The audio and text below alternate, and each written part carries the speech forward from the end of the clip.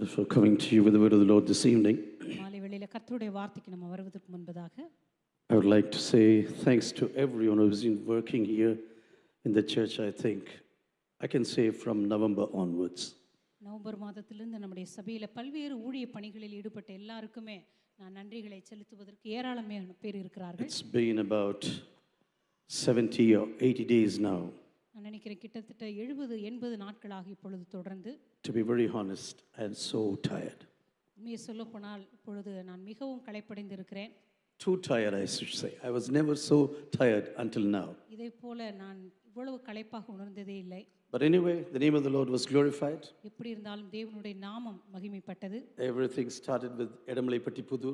எல்லாமே எடமலைப்பட்டி புதூர்ல இருந்து தொடங்கினது. And then 40 days of fasting and prayer. அதற்கு பிற்பாடு 40 நாட்கள் உபவாச ஜெபம். And then all the plannings for all of these meetings. அப்புறம் எல்லா கூட்டங்களுக்கான திட்டமிடுதல்கள். I think all of the pastors, co-workers and friends.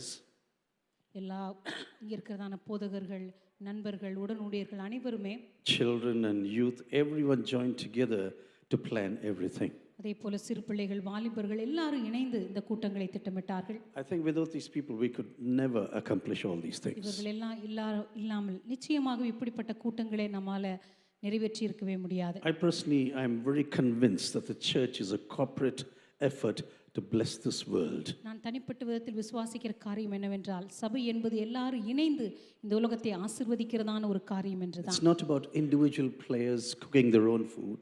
ஏதோ தனிப்பட்ட விதத்தில் ஒவ்வொருவராக ஏதோ கூட்டாஞ்சோறு செய்கிறது போல தனித்தனியாக அவர்களுடைய காரியங்களை நிறைவேற்றுகிறதல்ல. No, it's a corporate effort, but everyone according to his own calling and talents and giftings. இல்லை, எல்லாருமாக இணைந்து பணியாற்றுகிற ஒரு ஊழியம். ஆனால் ஒவ்வொருவருக்கு கொடுக்கப்பட்டதான வரங்கள், கிருபைகள், தாளந்துகள் விதத்தில அவர்கள் செயல்படுவார்கள். So I'm very happy that so many people joined together. இந்த காரியங்களில் அநேகர் தங்களை ஈடுபடுத்திக் கொண்டதை பற்றி நான் மிகவும் மகிழ்ச்சி And I அடைகிறேன். am personally praying for at least 400 people to work together in the church. நான் நினைக்கிறேன் குறைந்தது 400 பேராவது எல்லாருமாக இணைந்து இந்த ஊழியத்திலே பங்கு We have பெற்றிருப்பார்கள். now about 250 people, கிட்டத்தட்ட 250 பேர் நாங்களே இருக்கிறோம். but I think at least 10% must join together. நான் நினைக்கிறேன் இன்னும் ஒரு 10% இணைந்திருக்க வேண்டும். And then I think things can run even more smoothly. நான் நினைக்கிறேன் எதிர்காலத்தில் இப்படி இருந்தால் இன்னும் மிக எளிதாக நம்ம காரியங்களை செய்ய முடியும் என்று. So thank you very much for everyone who gathered together. எனவே வந்திருந்த எல்லாருக்கும் நாங்கள் உளமார்ந்த நன்றியை தெரிவித்துக் கொள்கிறோம். Even these wonderful keychains what you got personally. அதே போல தனிப்பட்ட விதத்தில் நீங்க பெற்றுக்கொண்டதான இந்த சாவி கொத்துக்கான ஒரு keychain. These co-workers were locked together for about a week or even more than that. நான் நினைக்கிறேன் ஒரு வாரத்துக்கு மேலாக அவர்கள் வீட்டுக்குள்ளேயே அடைந்திருந்த இந்த காரியங்கள் எல்லாம் செய்து முடித்தார்கள். Maybe 15 hours every day they were working together. நான் நினைக்கிறேன் ஒவ்வொரு நாளும் 15 மணி நேரங்களாவது வேலை செய்திருப்பார்கள். I think nothing comes out of nothing. ஒன்றுமே இல்லாமல் எதுவுமே இந்த உலகத்தில் நடக்கிறது இல்லை. I think God has called us through his to do his purposes and to fulfill his desires. தேவன் தம்முடைய விருப்பங்களை, தம்முடைய சித்தங்களை நிறைவேற்றும்படியாக நம்மை அழைத்திருக்கிறார். But at the same time, every one of us should join together to build the kingdom of Jesus. அதே நேரத்தில் நம்ம எல்லாருமாக இணைந்து இயேசுவினுடைய ராஜ்யத்தை கட்டும்படியாகத்தான் நாம் I அழைக்கப்பட்டிருக்கிறோம். personally believe that no one is called to be a consumer in the church of Jesus. ஆண்டவருடைய ராஜ்யத்தில் நம்ம யாருமே வெறும் நுகர்வோராக இருக்கும்படியாக அழைக்கப்படவில்லை. Everyone has a purpose, everyone has a plan. எல்லாருக்குமே ஒரு திட்டம் இருக்கிறது, எல்லாருக்குமே ஒரு நோக்கம் இருக்கிறது. I cannot do the ministry of Moses, for example. உதாரணமாக மோசேயினுடைய ஊழியத்தை நான் செய்ய முடியாது. Abraham cannot do the ministry of Paul the apostle. அதே போல ஆபிரகாம் பவுலினுடைய அல்லது வேறொரு நபருடைய ஊழியத்தை செய்ய முடியாது. But every one of them had a definite calling ஆனா அவர்கள் எல்லாருக்குமே நிச்சயமான ஒரு அழைப்பு இருந்தது. to fulfill the purposes and plans of God in their personal lives. அவர்களுடைய தனிப்பட்ட வாழ்க்கையில தேவனுடைய சித்தத்தை, நோக்கத்தை அவர்கள் நிறைவேற்றும்படியாக. You know, today I want to speak about people encountering Jesus and how God sent them out to be a blessing. இந்த நாளில் எவ்வாறு இயேசுவை சந்திப்பது என்பதை பற்றியும் நம் தேவனால் எவ்வாறு அனுப்பப்பட முடியும் என்பதை பற்றியும் உங்கள் மத்தியிலே நான் பேச Any விரும்புகிறேன். person who has encountered God in their personal lives, தங்களுடைய தனிப்பட்ட வாழ்க்கையில இயேசுவை சந்தித்த ஒவ்வொரு மனுஷனும் they will be sent by God to be a blessing to the nations. நிச்சயமாகவே உலகத்தின் தேசங்களுக்கு ஆசீர்வாதமாய் இருக்கும்படி அவர்கள் தேவனால் அனுப்பப்படுவார்கள். This is the reason why God ever chose to come into your personal life. இந்த காரணத்தினால் தான் ஆண்டவர் உங்களுடைய தனிப்பட்ட வாழ்க்கையில வருவதற்கே அவர் முடிவு செய்தார். God doesn't say, okay, I've encountered you, now I'll start blessing you, you go and take rest now. இப்பொழுது நான் உன்னை அழைத்து விட்டேன், நீ போய் தனிப்பட்ட விதத்தில் ஓய்வெடுக்கலாம் என்று ஆண்டவர் உங்களை பார்த்து சொல்வதில்லை. Yes, I know that some people can be very sick, I know this. ஒருவேளை ஒரு சிலருடைய வாழ்க்கையில இது நடைபெறலாம். They could be totally aged, that they are very weak and feeble in the physical capabilities. ஒருவேளை சரீர பிரகாரமாக ஒரு சிலருக்கு வியாதி இருக்கலாம், ஒரு சிலருக்கு பலவீனங்கள் இருக்கலாம், அதனால் அவர்களால் செய்ய முடியாமல் இருக்கலாம். But every person can at least pray from their homes. ஆனா ஒவ்வொரு மனுஷனுமே தங்களுடைய தனிப்பட்ட வீடுகளிலிருந்து நிச்சயமாகவே ஜெபிக்க முடியும். They can take separate times with God and say, Lord, I want to pray for everything what you're doing in this planet. ஆண்டவருடைய சமூகத்தில் நிலைத்திருந்து, ஆண்டவரே இந்த உலகத்துல உமக்காக ஏதாவது ஒரு காரியத்தை செய்ய வேண்டும் மறந்து என்று போறேன், அங்க முன்னாடி உட்கார்ந்து ஒரு குச்சி எடுத்து மடார்னு அடித்தேன். Okay, everyone has to go to SMS ன்ற SBS can go now. சரி, சிறுவர் ஊழியத்துக்கு போகிற எல்லாருமே போகலாம், எஸ்பிஎஸ்க்கு போகிற பிள்ளைங்கள் எல்லாம் போகலாம். இந்த எஸ்பிஎஸ்ஸை மறந்துடுவேன், காணிக்கை சம்பவத்தை மறந்துடுவேன், என்னடா இவர் பண்றாரு அப்படின்னு சொல்லுவாங்க. வயசாகுது தம்பி.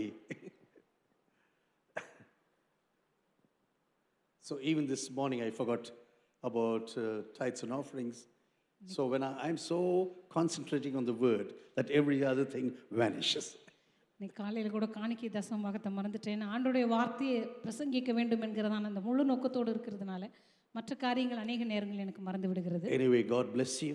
எப்படி இருந்தாலும் கர்த்தர் உங்களை ஆசீர்வதிப்பாராக. And I want to come back and tell you, every person who met the Lord Jesus Christ, கர்த்தராகிய இயேசுவை சந்தித்த ஒவ்வொரு மனுஷனுமே, everyone who had the opportunity to be encountered by God, ஒவ்வொருவருமே கர்த்தராகிய இயேசுவை சந்திக்கிறதான வாய்ப்பை the very reason why God encounters you is not only to bless you.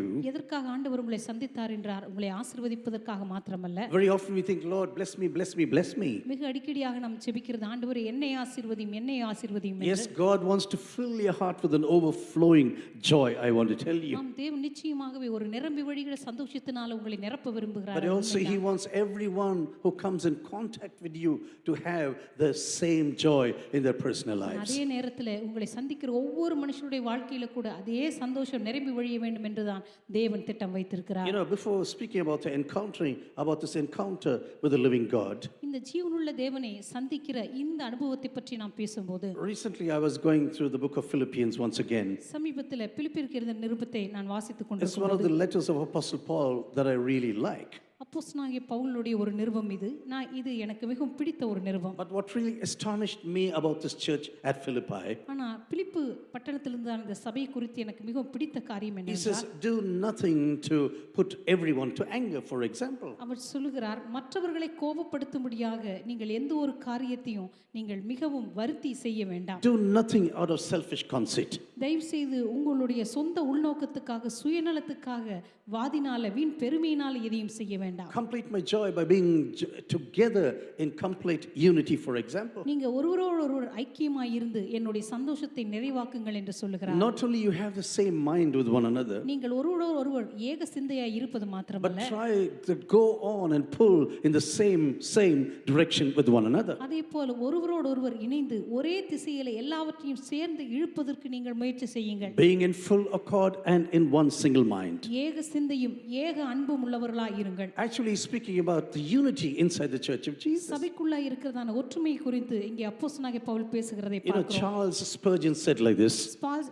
Charles Spurgeon இப்படி சொன்னார், oh, there is no perfect church in this world. அவர் சொன்னார், இந்த உலகத்திலே பரிபூர்ணமான சபை என்று எதுவும் கிடையாது. And if there is a perfect church, அப்படியே ஒரு பரிபூர்ணமான சபை இருந்தாலும் and கூட, when you go into this church, நீங்கள் அந்த சபைக்கு போனால் this church is not going to be perfect anymore. அந்த சபை அதற்கு மேல பரிபூர்ணமாக இருக்காது என்று சொன்னார். Because you are going to step into this church. ஏனென்றால் நீங்க அந்த சபைக்கு போயிட்டீங்க இல்லையா? You know, sometimes we think, oh, I am looking for the perfect church right now. சில நேரத்துல நம்ம நினைப்போம், நான் ஒரு பரிபூர்ணமான சபையை தேடிக் கொண்டிருக்கிறேன். A building area is never perfect. ஒரு கட்டிட பகுதி, ஒரு கட்டிடம் கட்டப்பட்டு வருகிற பகுதி ஒருபோதும் பரிபூர்ணமாக இருக்க முடியாது. Have you ever seen a building site that is totally perfect?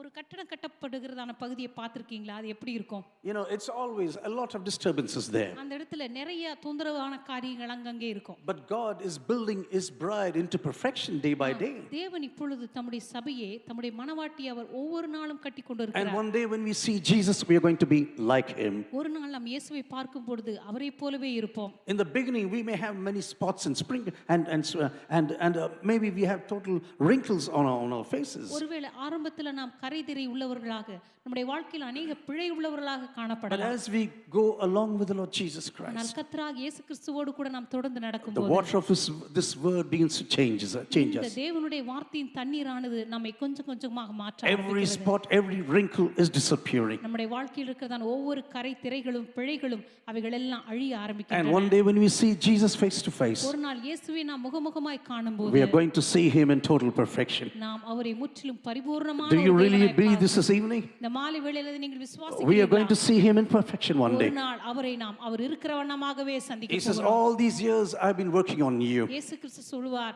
எல்லா நாளும் உன்னோடு கூட நான் தொடர்ந்து பணி செய்து கொண்டே Through the வந்தேன். power of the word of God, பரிசுத்த ஆவியானவருடைய இந்த வார்த்தையின் through மூலமாக, the power of the Holy Spirit, பரிசுத்த ஆவியானவருடைய வல்லமையின் மூலமாக I was always speaking to you personally நான் எப்பொழுதுமே தனிப்பட்ட விதத்தில் உன்னோடு கூட பேசிக்கொண்டே இருந்தேன். because I want a perfect bride at the last end. ஏனென்றால் கடைசியிலே ஒரு பரிபூர்ணமான ஒரு அழகான ஒரு மணவாட்டியை நான் ஊக்குவிக்க Some விரும்பினேன். 2,000 years there were people in the church of Jesus at Philippi 2000 வருடங்களுக்கு முன்பதாக இந்த பிலிப்பிய சபையிலிருந்து தான் இந்த விசுவாசிகள் who were bringing strife inside the church of Jesus. சபைக்குள்ளாக நிறைய போராட்டங்களையும் நெருக்கங்களையும் கொண்டு வந்து A கொண்டு lot of quarrel and also divisions inside the church of Jesus. அவர்களுக்குள்ளே பிரிவினைகளும் அவர்களுக்குள்ள யுத்தங்களும் சண்டைகளும் You காணப்பட்டன. know, sometimes we will think, oh, is this happening in the church today? சில நேரங்கள் நம்ம நினைப்போம், ஓ சபைக்குள்ள கூட இப்படிப்பட்ட சண்டைகள் நடக்கின்றன. Yes, there's a lot of jealousy, for example, in the church. நிச்சயமாகவே சபைக்குள்ள பொறாமை என்கிறதான இந்த குணம் கூட உண்டு. One of the greatest problems today in the church is jealousy. இன்றைக்கு சபையில் இருக்கிறதான மிகப்பெரிய ஒரு பிரச்சனையே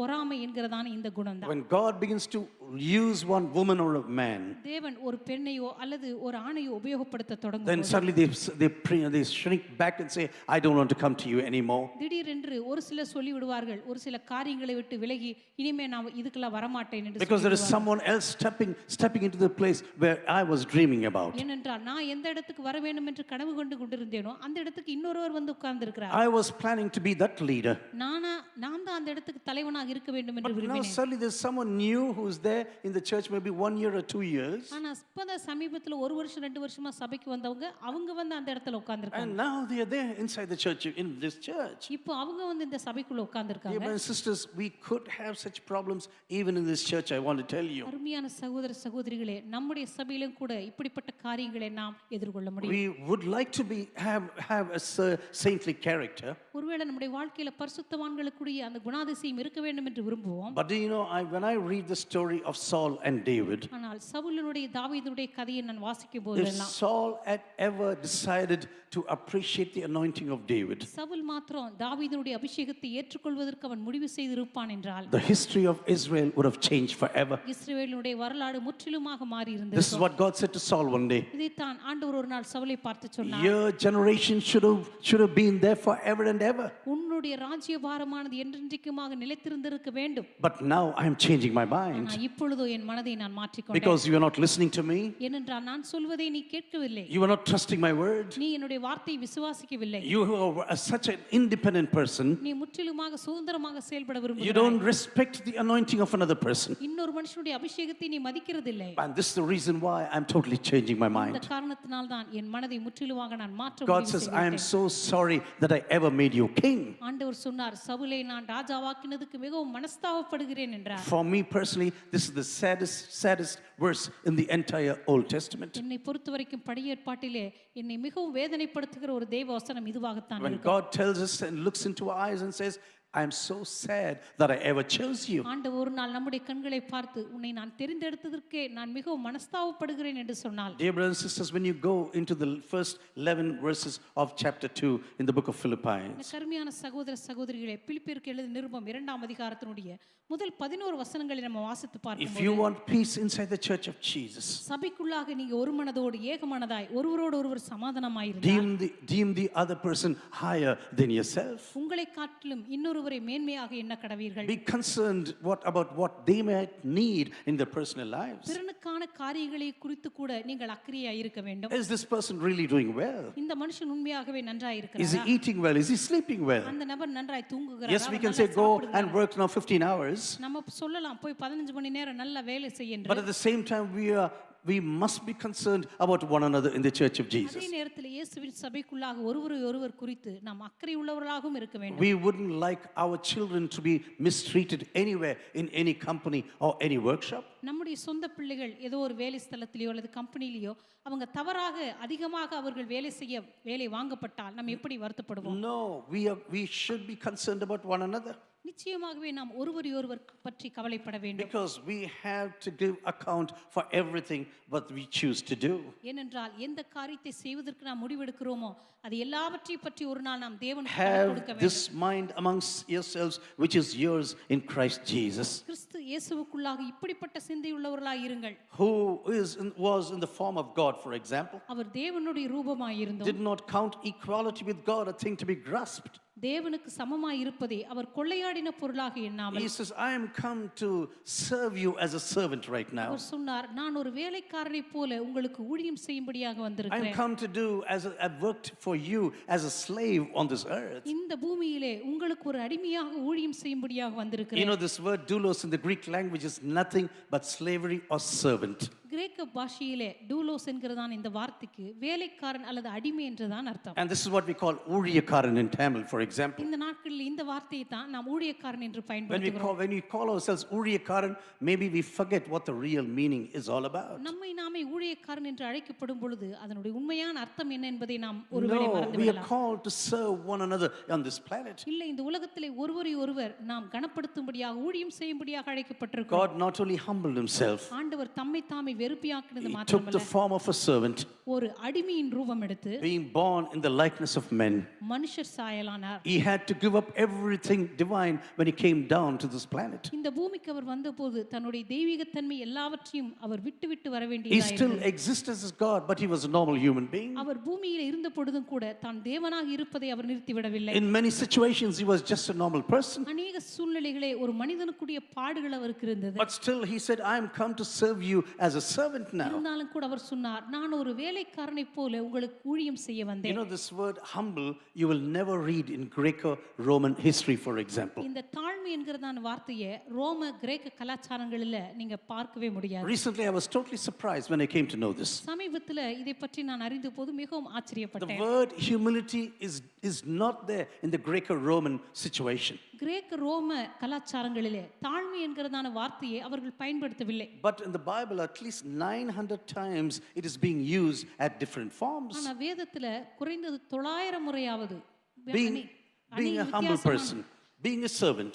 தாழ்மையாக இருங்கள் அல்லது ஒரு அடிமையைப் போல இருங்கள் என்று It's சொல்லப்பட்டிருக்கிறது. there at least 900 times in different translations. குறைந்தது ஒரு 900 முறையாவது வித்தியாசமான மொழிபெயர்ப்புகளிலே வேதத்தில் அது பயன்படுத்தப்பட்டிருக்கிறது. Not only Jesus left this heavenly glory, இயேசு கிறிஸ்து அந்த பரலோக மகிமையை துறந்தது மாத்திரமல்ல, he came down to earth to suffer for every one of us. இந்த பூமியிலே நம்ம ஒவ்வொருவருக்காகவும் அவர் பாடுபடும்படியாக வந்தார். Just all alone, hanging on the cross of Calvary, தன்னந்தனியாக அந்த கல்வாரி சிலுவையில் அவர் தொங்கினார். going through all the pain and strain of being a Messiah.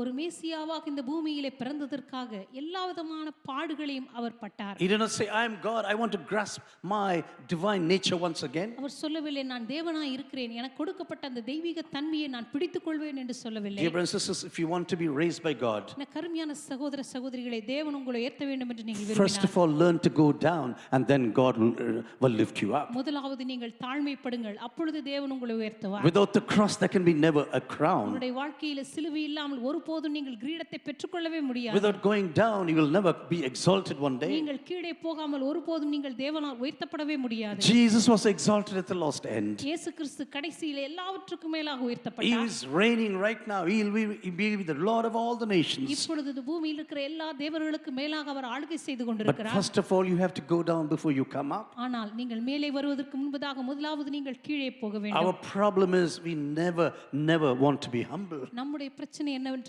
நாம் தாழ்மையாக இருக்கவே விரும்புகிறது. I think humility is one of the characters that God is looking for even today. நான் நினைக்கிறேன் இன்றைக்கு கூட மனிதர்கள் மத்தியிலே தேவன் தேடுகிற ஒரு விலையேறப்பெற்ற குணாதிசயம் தாழ்மைதான். Sometimes we can be very arrogant to other people. சில நேரங்களில் மற்றவர்களுக்கு முன்பாக மிகவும் மூர்க்கமாக நாம் நடந்து கொள்கிறோம். And we'll be looking for vain glory. அதே போல வீணான பெருமையை நாம் விரும்புகிறோம். Vain glory means empty glory. அதாவது நம்முடைய வாழ்க்கையில் எந்த காரணம் இல்லாத வெற்று பெருமைக்காக நாம் தேடுகிறோம். There's no glory, but we think we have some glory right நம்முடைய now. வாழ்க்கையில ஏதோ கனம் இருக்கிறது என்று நாமாக நினைத்துக் கொள்கிறோம். ஆனால் ஒன்றும் இருப்பதில்லை. And we behave in a totally arrogant manner. அதே போல மற்றொரு இடத்துல மிக பெருமை உள்ளவர்களாக மெத்தனத்தனமாக நடந்து I கொள்கிறோம். don't want to go into details this evening. இந்த மாலை வேளையில் அதை பற்றி நான் விளக்கமாக சொல்ல I think விரும்புகிறேன். you and I know personally what's going on in our nation. நம்முடைய தேசத்தில் என்ன நடந்து கொண்டிருக்கிறது என்று உங்களுக்கு தெரியும் என்று You and I know perfectly well what's happening in the Church of Jesus. நீங்களும் நானும் நன்றாக அறிந்திருக்கிறோம் இயேசுவின் சபையில் இப்பொழுது என்ன நடக்கிறது என்று. God wants to renew His bride totally. தேவன் இப்பொழுது தமது மனுவாட்டியை முற்றிலுமாக அவர் பரிசுத்தப்படுத்த விரும்புகிறார், He உயிர்ப்பிக்க விரும்புகிறார். wants to rebuild every person in this country. இந்த தேசத்தில் இருக்கிறதான ஒவ்வொரு மனுஷனுடைய வாழ்க்கையும் அவர் உயிர்ப்பித்து கட்ட And விரும்புகிறார். before He restores the lives of people in this country, இந்த உலகத்தில் இருக்கிறதான ஜனங்களுடைய வாழ்க்கையை அவர் திரும்ப கட்டி எழுப்புவதற்கு முன்பாக without our restoration, nothing is going to happen outside in this world, I tell நம்முடைய you. வாழ்க்கையின் உயிர்ப்பித்தல் இல்லாமல் வெளியே உள்ள மனுஷனுடைய வாழ்க்கையில் எதுவும் நடக்க There are போவதில்லை. so many millions of broken lives around us. நம்மை சுற்றிலும் ஏராளமான கோடிக்கணக்கான உடைந்த வாழ்க்கைகள் And God says, காணப்படுகின்றன. sure, I want to rebuild every life in this nation. ஆண்டவர் சொல்லுகிறார், இந்த தேசத்தில் இருக்கிற ஒவ்வொரு மனுஷனுடைய வாழ்க்கையை நான் கட்ட I want விரும்புகிறேன். every one of you to be a blessing to the nations of this world. நீங்கள் ஒவ்வொருவரும் இந்த உலகத்தின் தேசங்களுக்கு ஆசீர்வாதமாக நான் மாற்ற விரும்புகிறேன். I want every youth to get out of this nation and be an example to other nations. இருக்கிறதான ஒவ்வொரு வாலிப பிள்ளையும் எழும்பி மற்ற தேசங்களுக்கு அவைகள் எல்லாம் உதாரணமாய் இருக்க When விரும்புகிறேன். we can travel so far to earn money, I tell you, நம்முடைய வாழ்க்கையில பணம் சம்பாதிப்பதற்காக எத்தனை தேசங்களுக்கு நாம் பிரயாணம் we செய்ய can முடிகிறது. surely travel to build the Church of Jesus in other நிச்சயமாக countries. இயேசுவின் சபையை கட்டுவதற்கு மற்ற தேசங்களுக்கு நம்மால் பிரயாணம் I பண்ண want முடியும். every one of you to pray for your children.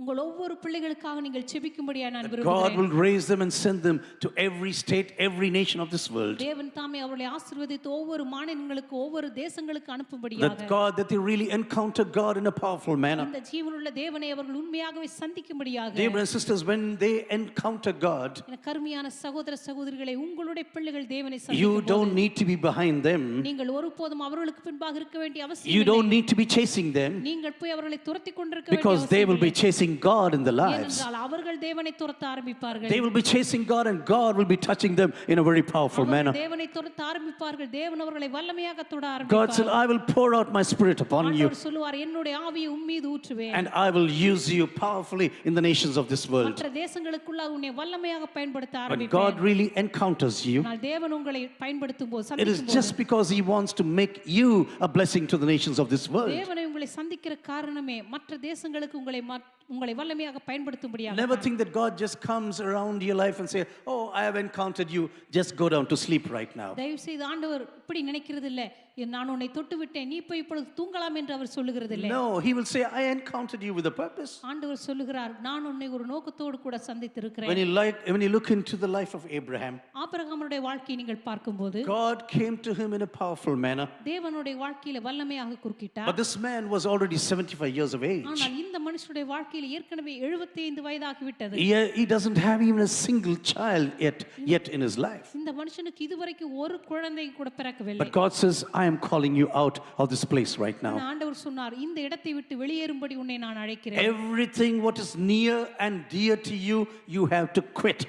உன்னுடைய இருதயத்துக்கு அருகாமையுள்ள உனக்கு மிகவும் நெருக்கமாயிருக்கிற பிரியமாயிருக்கிற எல்லாவற்றையும் நீ விட்டுவிட I வேண்டும். think this is one of the things that we hardly want to do in our personal நான் lives. நினைக்கிறேன் நம்முடைய தனிப்பட்ட வாழ்க்கையில் நம்ம செய்ய விரும்பாத ஒரு காரியம் இதுதான் என்று நினைக்கிறேன். God says everything that is near to you and dear to you. ஆண்டவர் சொல்வார், உனக்கு நெருக்கமாயிருக்கிற உனக்கு பிரியமாயிருக்கிற. You are living in this nation for 75 years now. இந்த தேசத்திலே நீ 75 வருடம் வாழ்ந்து விட்டாய். You are worshiping idols. Your forefathers were worshiping idols. இதுவரைக்கும் உன்னுடைய முற்பதாக்களைப் போல நீயும் விக்கிரகங்களை ஆராதித்து I வந்தாய். know your complete history. உன்னுடைய முழு வரலாறும் எனக்கு தெரியும். Even though I know everything about you. நான் உன்னை பற்றி முற்றிலுமாக அறிந்திருந்தாலும் கூட Abraham, I'm coming to encounter you. ஆபிரகாமே, உன்னை சந்திக்கும்படியாய் நான் வந்திருக்கிறேன். Not only I'm going to bless you, நான் உன்னை ஆசீர்வதிப்பது மாத்திரமல்ல, through you all the families of this world are going to be blessed. உன்னுடைய சந்ததியின் மூலமாக பூமியில் உள்ள வம்சங்கள் எல்லாம் ஆசீர்வதிக்கப்படும். Everything what you're going to leave is going to be a blessing in the future. எதிர்காலத்தில் நீ எதையெல்லாம் இப்பொழுது விட்டு போகிறாயோ அவைகள் எல்லாம் ஆசீர்வாதங்களாக மாறப்போகிறது. Every person who's near and dear to you right now. உனக்கு பிரியமாய் இருக்கிற, உனக்கு நெருக்கமாய் இருக்கிற, Every nation, everything that is near to you. ஒவ்வொரு தேசமும் உனக்கு எந்த தேசமெல்லாம் உன்னுடைய மனதுக்கு அருகாமையில் இருக்கிறதோ அவைகள் God எல்லாம். said to Abraham, come on now, get out and quit. ஆண்டவர் ஆபிரகாமை பார்த்து சொன்னார், வெளியேறு, எல்லாவற்றையும் விட்டு வா, because I have a destiny for you. என்றால் உனக்காக ஒரு நோக்கத்தை நான் வைத்திருக்கிறேன். Dear brothers and sisters, what if God tells you certain things this evening? அருமையான சகோதர சகோதரிகளே, இந்த மாலை வேளையிலே கர்த்தர் உங்களை பார்த்து அப்படி பேசினால் நீங்கள் When என்ன God is going to சொல்வீர்கள்? say, I know everything what is near and dear to you. ஒருவேளை ஆண்டவர் உங்களை பார்த்து உனக்கு பிரியமாயிருக்கிற நெருக்கமாயிருக்கிற என்னவெல்லாம் இருக்கிறது என்று எனக்கு தெரியும். But now I am coming to encounter you in a powerful manner. ஆனால் இப்பொழுது உன்னை நான் வல்லமையாக சந்திக்கும்படி I வந்திருக்கிறேன். have a plan and a purpose for you. நான் உனக்காக ஒரு திட்டத்தையும் நோக்கத்தையும் This is வைத்திருக்கிறேன். the reason why I am stepping into your life. இந்த காரணத்தினால் தான் உன் வாழ்க்கைக்குள்ளாக நான் அடியெடுத்து I know வைத்தேன். everything what you're hanging around. இப்பொழுது எதை சுற்றியெல்லாம் நீ நடந்து கொண்டிருக்கிறாய் என்று எனக்கு I தெரியும். know everything what you don't want to quit in your life. எந்த காரியத்தெல்லாம் உன் வாழ்க்கையில விடக்கூடாது என்று முடிவு செய்திருக்கிறாய் என்று But எனக்கு the தெரியும். reason why I'm talking to you is to make you a blessing to the nations of this world. ஆனால் உன்னோடு நான் பேசுகிற காரியமே இந்த உலகத்தின் தேசங்களுக்கு உன்னை ஆசீர்வாதமாக மாற்றும்படியாக. Do you know why I'm encountering you now? நான் ஏன் இப்பொழுது உன்னை சந்திக்கிறேன் I am தெரியுமா? calling you to be a blessing to the people who are in need in this world. இந்த உலகத்தில் தேவையோடு இருக்கிற ஜனங்கள் ஆசீர்வதிக்கப்படும்படியாகத்தான். There are millions of people here who are in spiritual need. இந்த உலகத்திலே கோடிக்கணக்கான ஜனங்கள் ஆவிக்குரிய தேவையின் மத்தியில காணப்படுகிறார்கள். I am going to use you to bless these people across in every nation. இந்த உலகத்தில் உள்ள ஒவ்வொரு தேசங்களில் மக்களுக்கு உன்னை நான் ஆசீர்வாதமாக மாற்ற விரும்புகிறேன். All these peoples of this world should be blessed through the church of Jesus. இந்த உலகத்தின் தேசத்தில் இருக்கிற ஒவ்வொரு ஜனங்களும் சபையின் மூலமாக ஆசீர்வதிக்கப்பட Dear வேண்டும். brothers and sisters, sometimes when we hear such messages, எனக்கு அருமையான சகோதர சகோதரிகளே, சில நேரங்களில் இப்படிப்பட்ட செய்திகளை நாம் கேள்விப்படும் போது, you will say, this was for Abraham. ஓ இது ஆபிரகாமுக்காகத்தான் ஆண்டவர் It's சொல்லியிருக்கிறார். too radical, Pastor. ஓ இது வந்து ரொம்ப தீவிரமான செய்தியா இருக்கு. Pastor, this is too radical. Pastor இது வந்து ரொம்ப கடினமான How செய்தியா can இருக்கு. you ever speak like this? எப்படி நீங்க இப்படி பேசலாம்? Do you think I can leave my mother and father? என்னுடைய அப்பா அம்மா விட்டு நான் வரணும்னு நீங்க சொல்றீங்களா? You know, I had a prayer when I left India. நான் இந்திய தேசத்தை விட்டு செல்லும் பொழுது எனக்கு ஒரு ஜெபம் You இருந்தது. know, I was a traveler ever since I was about 19 or 20.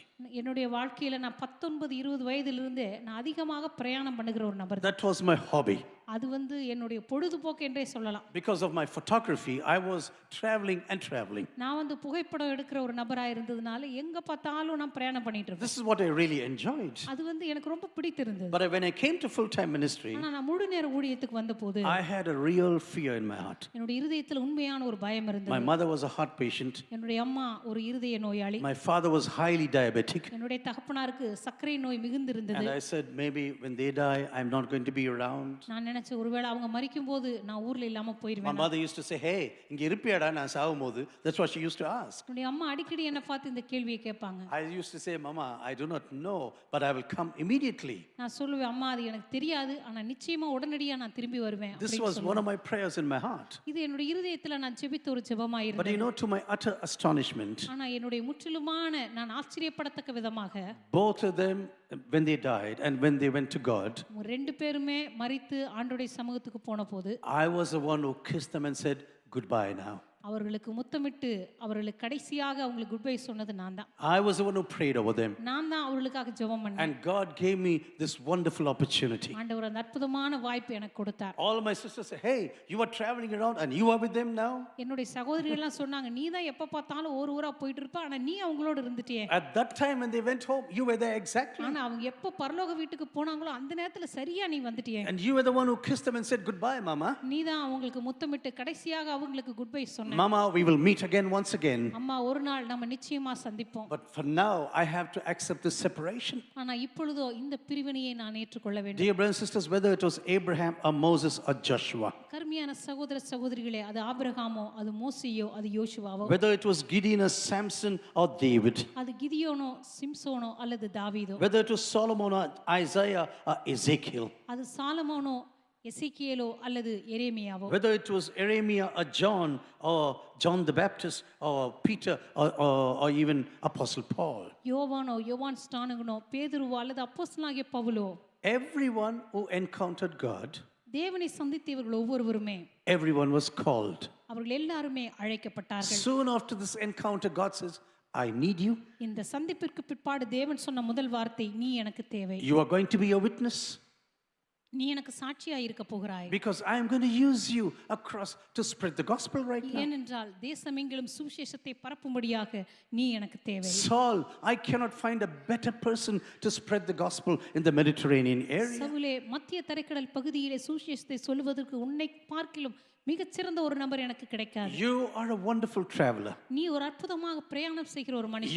You have a Roman passport in your pocket. உன்னுடைய கரங்களிலே ரோம குடியுரிமையை வைத்திருக்கிறாய். You know Hebrew, Greek and Aramaic right now. உனக்கு எபிரேய மொழி தெரியும், கிரேக்க மொழி தெரியும், அரமேய மொழி You தெரியும். can argue well when it comes to the gospel of Jesus. அதேபோல இயேசுவின் சுவிசேஷம் என்று வரும்பொழுது நீ அற்புதமாக விவாதம் And செய்வாய். this is the reason why I'm laying my hand upon you. இந்த காரணத்தினால் தான் உன் மீது என் கரங்களை நான் வைக்கிறேன். Even though you are now persecuting me, இப்பொழுது நீ என்னை துன்பப்படுத்திக் கொண்டிருந்தாலும் you கூட, are the best person I can ever imagine. ஆனால் நான் கற்பனை செய்யக்கூடிய மிகச்சிறந்த நபர் You நீதான். know, sometimes maybe there's someone here this evening. சில நேரங்களில் இந்த மாலை வேளையில் யாரோ ஒருவர் இங்க இருக்கலாம். You know, God cannot use me. ஆண்டவரால் என்னை பயன்படுத்த Pastor, முடியாது. you do not know my background. Pastor, என்னுடைய பின்னணி உங்களுக்கு தெரியாது. You do not know where I stand now. நான் இப்ப எந்த சூழ்நிலையில் நின்று கொண்டிருக்கிறேன் என்று உங்களுக்கு தெரியாது. Maybe I don't know. I don't want to know, to be very exact. ஒருவேளை எனக்கு தெரியாது, அதை நான் தெரிந்து கொள்ளவும் விரும்பவும் இல்லை. But our God knows everything. ஆனால் நம்முடைய தேவன் எல்லாவற்றையும் When God is going to call you, தேவன் உங்களை அழைத்தார் He என்றால் says, I know exactly where you are. அவர் சொல்லுவார், நீ எந்த இடத்தில் இப்பொழுது இருக்கிறாய் And என்று I எனக்கு can சரியாக தெரியும். transform your life upside down in one single second. நான் உன்னுடைய வாழ்க்கையை ஒரு வினாடியை தலைகீழாக மாற்ற முடியும். Even though the church may be praying against you, ஒருவேளை சபை உனக்கு விரோதமாக ஜெபித்துக் Lord, கொண்டிருக்கலாம். heal this person. Lord, persecute him right now. ஆண்டவரே, இந்த மனுஷனை எப்படியாவது நீர் சந்தியும், எங்களை துன்பப்படுத்திக் கொண்டிருக்கிறானே. Lord, punish this Saul right now. ஆண்டவரே, இந்த சவுலை நீர் தண்டிக்க மாட்டீரா? And God says, no, I'm not going to punish him. ஆனா ஆண்டவர் சொல்லுவார், இல்லை, அவனை நான் தண்டிக்க போவதில்லை. He is going to be my disciple. அவன் எதிர்காலத்தில் என்னுடைய சீஷனாய் இருக்க He is போகிறான். going to be my missionary. அவன் ஒரு நாள் என்னுடைய மிஷனரியாக இருக்க Because போகிறான். he has all the characters I am now looking for in this Mediterranean area. ஏனென்றால் இந்த மத்திய தரைக்கடல் பகுதியிலே நான் தேடிக்கொண்டிருக்கிற அந்த மனுஷனுடைய எல்லா குணாதிசயங்களும் இவனுக்கு இருக்கிறது. Even right now, the eyes of God are swirling around in this area. இப்பொழுதும் கூட இந்த பகுதியிலே தேவனுடைய கண்கள் இங்கே உலாவிக் He's going கொண்டிருக்கிறது. through every row and looking at every person right now. இங்கே உட்கார்ந்து கொண்டிருக்கிறதான ஒவ்வொரு வரிசையில் இருக்கிறதான மனிதர்களை அது பார்த்து Maybe கொண்டிருக்கிறது. there's someone who says, I am not fit for anymore. ஒருவேளை இங்க இருக்கிற யாரோ ஒருவர் சொல்லலாம், நான் இதுக்கெல்லாம் தகுதி But இல்லை. suddenly God will put his hand upon you and say, come on now, I'm going to use you. ஆனா திடீரென்று ஆண்டவர் உங்களுடைய கரங்களை பிடித்து சொல்லுவார், வா, உன்னை நான் I பயன்படுத்த know போகிறேன். exactly where you're going to. நீ எந்த பாதையில போய் கொண்டிருக்கிறாய் என்று எனக்கு I know தெரியும். your entire background. உன்னுடைய முழு பின்னணியும் எனக்கு I தெரியும். know all of your mistakes. உன்னுடைய எல்லா தவறுகளும் எனக்கு But தெரியும். I am the God who can make everything perfect. இருந்தாலும் கூட எல்லாவற்றையும் பரிபூரணப்படுத்துகிற தேவன் I நான். am a God who can make everything in perfection. நான் எல்லாவற்றையும் பரிபூரணப்படுத்தி கொண்டிருக்கிற தேவன் Dear நான். brothers and sisters, when God really encounters you, கருமையான சகோதர சகோதரிகளே, தேவன் உண்மையாகவே உங்களை சந்தித்திருப்பாரானால் you will never be a consumer in any church. நீங்கள் ஒருபோதும் எந்த சபையிலும் வெறும் நுகர்வோராய் மாத்திரம் இருக்க You will மாட்டீர்கள். not come and say, oh, let me enjoy the church right now. சபைக்கு வந்து சபையில் இருக்கிற எல்லாவற்றையும் நான் அனுபவித்து விட்டு போகட்டும். Oh, wonderful people are there. அங்க அருமையான ஜனங்கள் All my இருக்கிறார்கள், friends are coming. என்னுடைய நண்பர்கள் எல்லாம் வருகிறார்கள். It's good now to come in the evening and worship Jesus. சாயங்காலத்துல வந்து ஆண்டவர் ஆராதிக்கிறது ரொம்ப நல்லா இருக்குது. We had a wonderful worship time. I was listening the entire time. நல்ல அருமையான ஆராதனை நேரம் இருந்தது. இந்த முழு நேரமும் நான் Before கேட்டுக்கொண்டிருந்தேன். I can come up, God was filling me with joy because of this worship. நான் இங்க வர்றதுக்கு முன்பாக கூட தேவன் தம்முடைய சந்தோஷத்தினால் முழுவதுமாக என்னை You know, நிரப்பினார். God is just when God is beginning to work in your life and through you, தேவன் உங்கள் மூலமாக உங்களுடைய வாழ்க்கையை அவர் நிரப்ப ஆரம்பிக்கும் as பொழுது you come closer and closer to God, நீ எந்த அளவுக்கு தேவனுக்கு அருகாமையில் you வருகிறீர்களோ, will never sit back and say, Lord, I don't want to do anything. நீங்க ஒருபோதும் அப்படியே அமைதியா உட்கார்ந்து கொண்டு, ஆண்டவரே, நான் ஒன்றும் செய்ய விரும்பவில்லை The என்று சொல்ல word மாட்டீர்கள். mission, the word missio means to be sent. இந்த மிஸ்ஸியோ என்கிறதான வார்த்தையினுடைய அர்த்தமே அனுப்பப்படுதல் என்ற அர்த்தம். It's a Latin word that means mission. இது ஒரு லத்தீன் வார்த்தையிலிருந்து வருகிறது. அப்படியானால் இது வந்து அனுப்பப்படுகிறது என்று அர்த்தம். We speak so much about missions. நாம ஊழியங்களை பற்றி நிறைய காரியங்களை But you பேசுகிறோம். know, being in mission you have to pay a price. ஆனால் ஒரு ஊழியத்தை செய்வதற்கு நீங்கள் ஒரு கிரயத்தை செலுத்த வேண்டும், உங்களுக்கு தெரியுமா? Without paying a price, you can never be in missionary work. ஒரு கிரயத்தை செலுத்தாமல் ஒருபோதும் நீங்கள் ஒரு மிஷனரி ஊழியத்தை செய்யவே முடியாது. Lord, I will be sitting in my easy chair. ஆண்டவரே, என்னுடைய சாய்வு நாட்காலியில நான் உட்கார்ந்து Oh, கொள்கிறேன். I'll be rocking in my rocking chair. அப்படியே நான் அசைகிறதான அந்த சேர்ல நல்லா உட்கார்ந்து ஆடிக்கொண்டு, And then raising your hands and say, I bless everyone now who is walking there in Ponmalai Road right now. அப்படியே பொன்மலை ரோட்ல நடக்கிற எல்லாரையும் நான் ஆசீர்வதிக்கிறேன் ஆண்டவரே அப்படின்னு வீட்ல உட்கார்ந்து கொண்டு சொல்ல முடியாது. This you can do very easily from your homes. இது வீட்ல இருந்து நீங்க ஈஸியா செய்யலாம். But this is not going to function. ஆனா இதுல ஒண்ணும் நடக்காது. God says, go now, go to be a blessing. ஆண்டவர் சொல்லுவார், நீ ஆசீர்வாதமா இருக்கும்படி நீ புறப்பட்டு போ. I am encountering you to be a blessing. நான் உன்னை சந்திப்பதற்கு காரணமே நீ மற்றவர்களுக்கு ஆசீர்வாதமா இருக்கும்படியாகத்தான். And before that, you have to leave all your comfort zones. அதற்கு முன்பதாக உன்னுடைய வசதியான எல்லா மூலைகளையும் விட்டு நீ புறப்பட வேண்டும். Every one of us has comfort zones, நம்ம எல்லாருக்குமே zones in our lives. நிச்சயமாகவே வசதியான இடங்கள் என்று சிலவற்றை வைத்திருப்போம். You know, one of the things I couldn't leave in the beginning when I went out of India, ஆரம்பத்தில் இந்திய தேசத்தை விட்டு போறப்ப எனக்கு விடுறதுக்கு ரொம்ப கடினமா இருந்த ஒரு காரியம். the first evening in Germany, they gave me bread, black bread, German bread. முதல் மாலை வேளையிலே நான் ஜெர்மனிக்கு போனப்ப அவங்க கொடுத்த அந்த கடினமான அந்த பிரவுன் கலர் ரொட்டி தான் எனக்கு பெரிய கஷ்டமா இருந்துச்சு. It was tough like cardboard. அதை பார்த்தா ஏதோ பழைய கடிக்கிற மாதிரி இருக்கு. You know, it was like cardboard, I tell you. அது வந்து இந்த பலகையை உரிச்சா இருக்குமே அந்த தோல் மாதிரி இருக்கு. And I was wondering about this bread. ஆரம்பத்தில் பார்த்தா அந்த பிரெட்டை கடிச்சா என்னடா இது ஒரு சாப்பாடான்னு நினைச்சேன். But now after 43 years, ஆனால் 43 வருஷத்துக்கு பின்னாடி even this evening I ate German bread. இந்த மாலையில கூட அந்த ஜெர்மன் பிரெட் தான் நான் சாப்பிட்டு வந்தேன். I can eat in the morning, I can eat in the evening, even in the night I can eat German bread. இப்போ வந்து காலையில கொடுத்தாலும் சாப்பிடுவேன், மத்தியானம் கொடுத்தாலும் சாப்பிடுவேன், நைட்டு கூட அதையே சாப்பிடுவேன். But in the beginning everything is so hard for us. ஆனா ஆரம்பத்துல பார்த்தா அந்த சாப்பாடெல்லாம் ரொம்ப கஷ்டமா இருந்துச்சு. Lord, I will go for you, but I can never miss rice.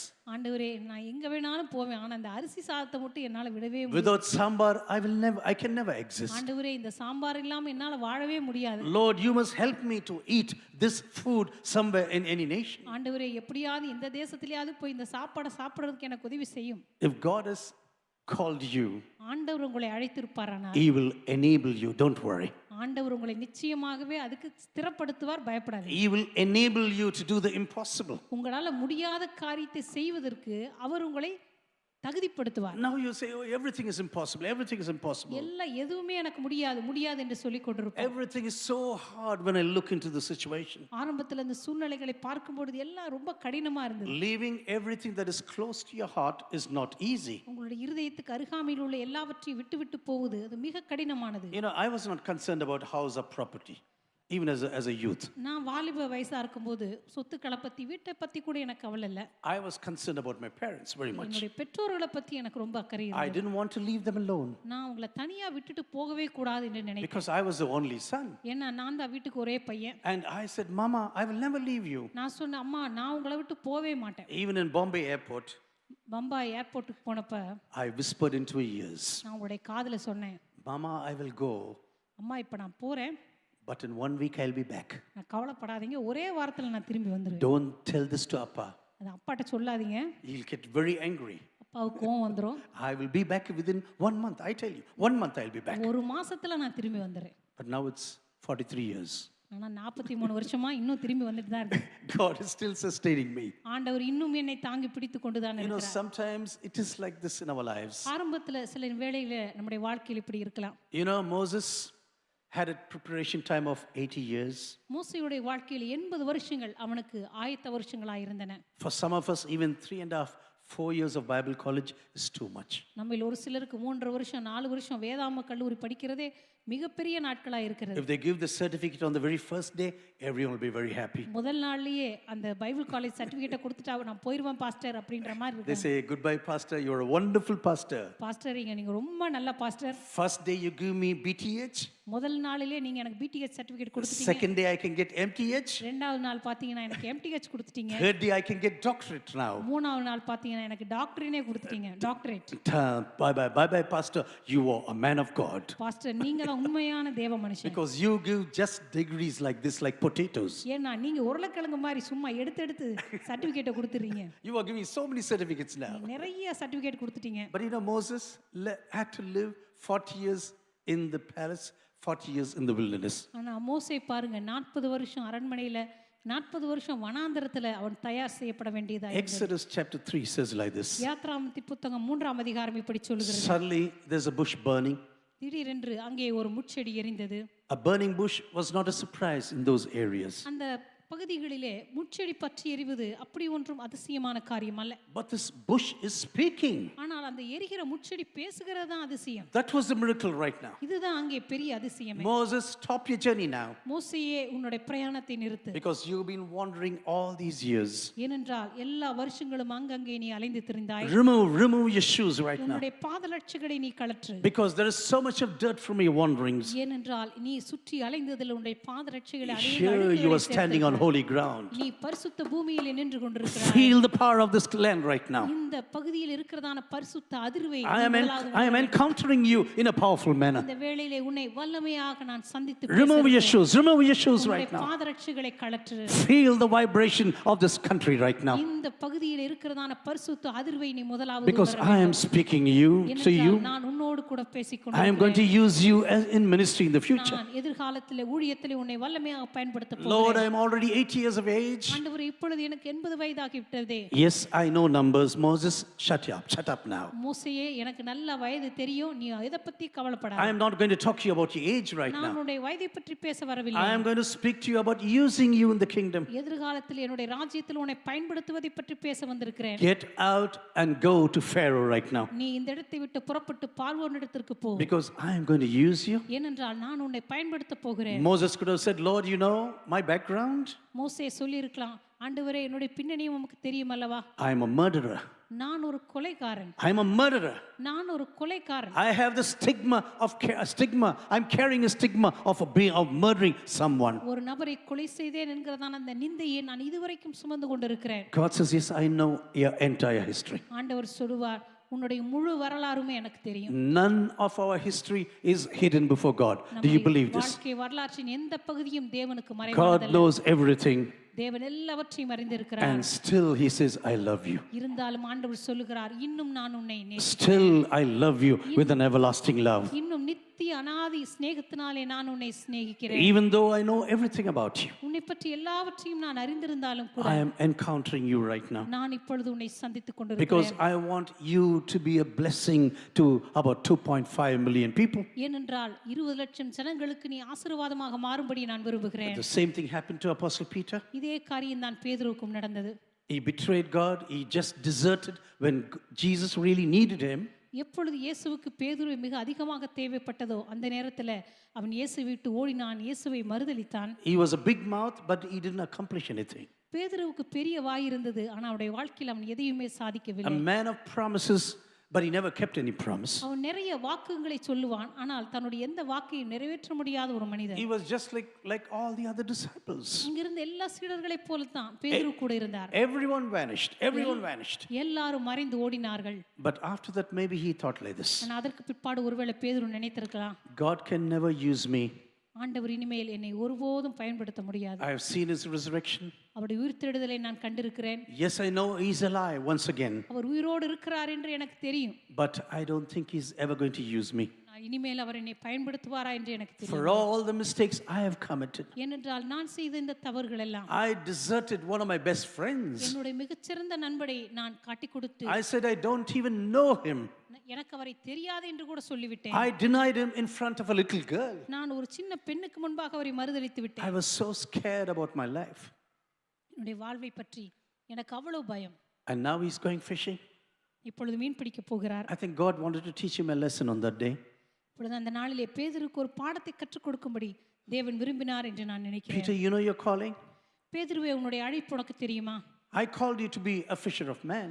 நான் மனிதர்களை பிடிக்கிறவர்களாக்கும்படி உன்னை நான் அழைத்தேன். And you want to go to the Sea of Gennesareth? ஆனா நீயோ கெனசரேத்து கடலுக்கு போக விரும்புகிறாயா? I will teach you a lesson. நான் உனக்கு ஒரு பாடத்தை கற்பிக்க போகிறேன். All this night you will toil. இந்த இரவு முழுவதும் நீ கஷ்டப்படுவாய். There will be no gain in your business. இந்த உன்னுடைய உழைப்பினாலே உனக்கு எந்த பலனும் வராது. Do you know sometimes God teaches us through such incidences?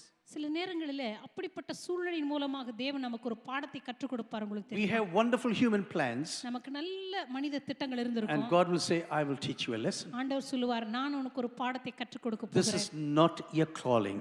இது உன்னுடைய அழைப்பே கிடையாது. This is not the reason why I encountered you. இந்த காரணத்துக்காக நான் உன்னை சந்திக்கவில்லை. And I called you to be a blessing to the people. நான் ஜனங்களுக்கு உன்னை ஆசீர்வாதமாக்கும்படி அல்லவா அழைத்தேன். And this man is washing the nets after a whole night of toiling. இப்பொழுது இந்த மனுஷன் ராம் முழுவதும் பிரயாசப்பட்ட பிற்பாடு வலைகளை அலசி கொண்டிருக்கிறான். Going back home with nothing. வீட்டுக்கு ஒன்றுமில்லாமல் திரும்பி போக வேண்டிய ஒரு When his சூழ்நிலை. wife asked him, what did you catch the whole night? அந்த நாளிலே அவனுடைய மனைவி கேட்டிருந்தாள், இரவு முழுவதும் பிரயாசப்பட்டு எதை பிடித்தீர்கள்? Nothing. Leave me alone now. ஒன்று பிடிக்கல, தயவு செய்து என்ன தனியா விடு. Leave me alone right now. தயவு செய்து என்ன தனியா விடு. Don't disturb me. தயவு செய்து என்ன தொந்தரவு செய்யாதே. And suddenly Jesus comes along. திடீரென்று இயேசு கிறிஸ்து அந்த வழியாய் வருகிறார். Hey, I need your boat for preaching. அந்த நேரத்தில் ஆண்டவர் சொல்லுகிறார், உன்னுடைய படகு நான் பிரசங்கம் பண்ணும்படி எனக்கு தேவை. If I would have been Peter, I would have said like this. ஒருவேளை நான் பேதுருவா இருந்தா இப்படி சொல்லியிருப்பேன். Lord, I'm so tired. ஆண்டவரே, எனக்கு ரொம்ப களைப்பா இருக்குது. All night I was awake. இரவு முழுவதும் நான் விழித்திருந்தேன். I do not know where the bread for tomorrow is going to come. நாளைக்கு என் சாப்பாடு எங்கிருந்து வரப்போகிறது என்று எனக்கு தெரியவில்லை. And you need my boat now. இப்ப வந்து வேற ஏன் படகு கேக்குறீங்க? Look around, there are so many boats here in the sea. சுத்தி பாருங்க, இந்த கடல்ல எத்தனையோ படகு இருக்கு. Go to one of them and say, bring your boat here. போய் அவங்கள பார்த்து கேட்கலாம்ல, உன்னுடைய படகு எனக்கு கொடுன்னு. But somehow Peter was very obedient. ஆனா எப்படியோ பேதுரு அந்த நாளிலே மிகவும் கீழ்ப்படிந்தான். Jesus first uses the boat as a platform for preaching. இயேசு கிறிஸ்து முதலாவது அந்த படகை எடுத்து ஒரு பிரசங்க பீடமாக பயன்படுத்துகிறார். And then he says, Peter, go and throw your net there right now. அதற்கு பிற்பாடு சொல்லுகிறார், இப்பொழுது நீ போய் வலையை போடு. If I would have been Peter, I would have said like this. ஒருவேளை நான் பேதுருவா இருந்தா இப்படி சொல்லியிருப்பேன். Lord, you are a carpenter, I am a fisherman. ஆண்டவரே, நீர் வந்து ஒரு தச்சன், நான் வந்து ஒரு மீனவன். You know to make tables. உங்களுக்கு வந்து இந்த பலகையெல்லாம் வச்சு இந்த டேபிள் தான் செய்ய தெரியும். But I am a fisherman. ஆனா நான் வந்து மீன் பிடிக்கிறவன். I know every inch of this lake. எனக்கு வந்து இங்க இருக்கிற கடல் இருக்கிற ஒவ்வொரு இடமும் தெரியும். It's already morning, Lord. ஏற்கனவே காலை ஆயிருச்சு. All the fishes are sleeping there, down there. மீன் எல்லாம் கீழே போய் இப்ப நல்லா தூங்கிட்டு இருக்கும். Only in the night they will come again. Night நேரத்துல தான் மீன் எல்லாம் வெளிய வரும். When they see the moon, they will come up once again. நிலாவை பார்த்த உடனே தான் மீன் எல்லாம் வெளிய வரும். But now you want me to throw the net right now. ஆனா இப்ப போய் நீங்க வலையை போட சொல்றீங்களே. Do as I tell you now.